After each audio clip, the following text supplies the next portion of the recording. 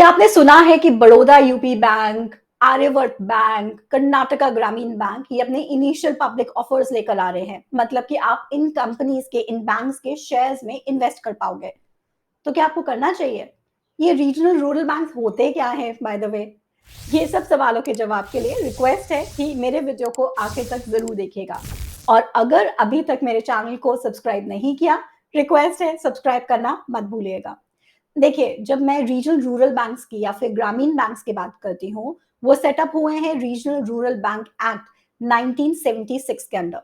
ये आप जानते ही हैं 1970s हमारा सोशलिज्म का ज़माना था। 1969 में अभी 14 इंडिया के सबसे बड़े बैंक्स नेशनलाइज़ हुए थे। तो फिर रीजनल रूरल बैंक्स की क्या ज़रूरत थी?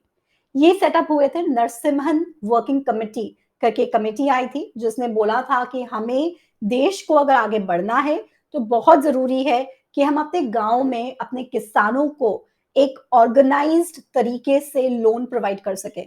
उनको हम मनी लेंडर्स के चुंगल से छुड़ा सकें, जो उनसे बहुत एक्सॉर्बिटेंट, बहुत बड़े अमाउंट में इंटरेस्ट चार्ज करते थे। इसी के अंडर आरआरबीज़ का कांसेप्ट लाया गया। आरआरबीज़ जो अलग है, अलग क्यों बनाया गया है? क्योंकि उनका कैपिटल स्ट्रक्चर ऐसा है।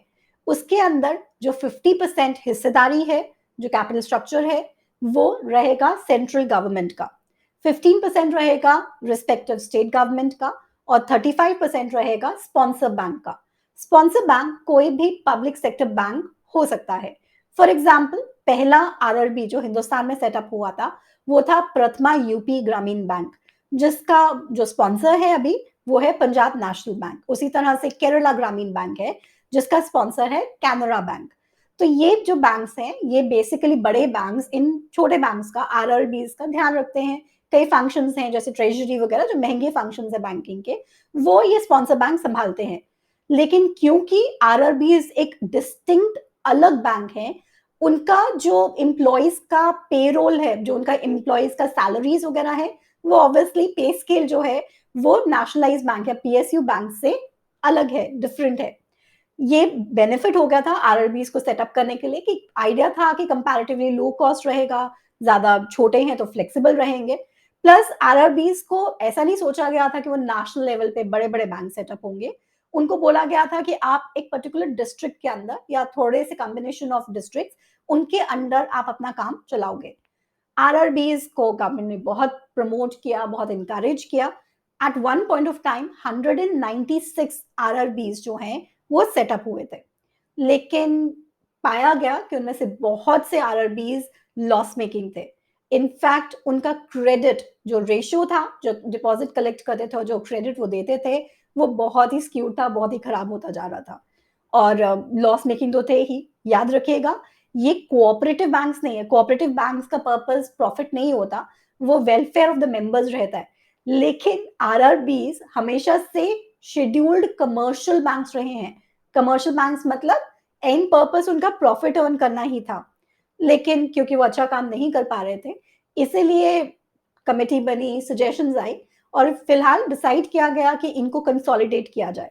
आज की डेट में आरबीआई की वेबसाइट पर आपको 43 आरआरबीज, रीजनल रूरल बैंक्स अब दिखेंगे, जिनकी 21,000 से ज्यादा ब्रांचेस हैं पूरे हिंदुस्तान के अंदर। थोड़ी सी बिसाइड द कैपिटल स्ट्रक्चर, एक और डिस्टिंक्ट फीचर जो है आरआरबीज का, वो है कि उनका 75% जो वो लोन देते हैं, एडजस्टेड नेट बैंक क्रेडिट बोलते हैं, उसका जाना चाहिए प्रायोरिटी सेक्टर को। प्रायोरिटी सेक्टर्स कौन से हैं? ये 8 सेक्टर्स हैं, जैसे agricultural, micro small and medium enterprises, export credit, education, renewable energy, housing और अदर्स, मतलब weaker section. In fact weaker section का बाकी बैंक्स को 12% का टारगेट है कि बाकी बैंक्स का जो शेड्यूल कमर्शियल बैंक है, डोमेस्टिक शेड्यूल कमर्शियल बैंक है, उनका 12% वीकर सेक्शन को जाना चाहिए। आरआरबीज का ये परसेंटेज 15% है। मतलब कि वो जितना भी लोन देते हैं, 15% वीकर सेक्शन को जाना चाहिए, 18% एग्री को तो जाना ही चाहिए। ओवरऑल 75% उनका जो लोन है वो ये 8 सेक्टर्स को जाना चाहिए। ये इनका डिस्टिंक्ट फीचर है, सेकेंड डिस्टिंक्ट फीचर है besides their capital structure. कैसा काम कर रहे हैं? Some of them are doing well. In fact जो आईपीओ के लिए, इनिशियल पब्लिक ऑफर के लिए, मतलब फर्दर कैपिटलाइजेशन के लिए जो वो जाएंगे मार्केट में, उसके लिए गवर्नमेंट ने जो गाइडलाइंस दी हैं, उसके अंदर इन जो बैंक्स हैं, जो आईपीओ के लिए जाएँगे, उनका नेट वर्थ 300 करोड़ होना चाहिए। पिछले 5 में से 3 साल प्रॉफिटेबल होना चाहिए और प्रॉफिट कम से कम 15 करोड़ का होना चाहिए। इसके अलावा उनको 10% रिटर्न ऑन इक्विटी आना चाहिए इन 3 आउट ऑफ प्रीवियस 5 इयर्स।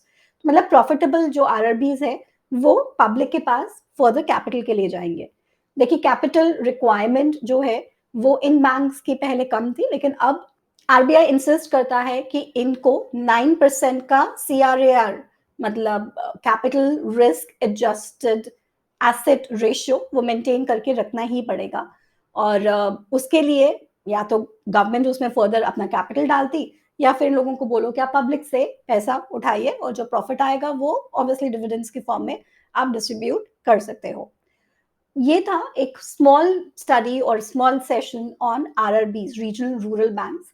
हम इनके बारे में और सुनेंगे क्योंकि एक इम्पॉर्टेंट रोल ये लोग प्ले कर रहे हैं और रूरल इकोनॉमी को लेकर अगर आप बिलीव करते हो कि इंडिया के अंदर रूरल इकोनॉमी और बढ़ेगी, आगे बढ़ेगी, तो हम आरआरबीज की तरफ इन्वेस्टमेंट को देख सकते हैं।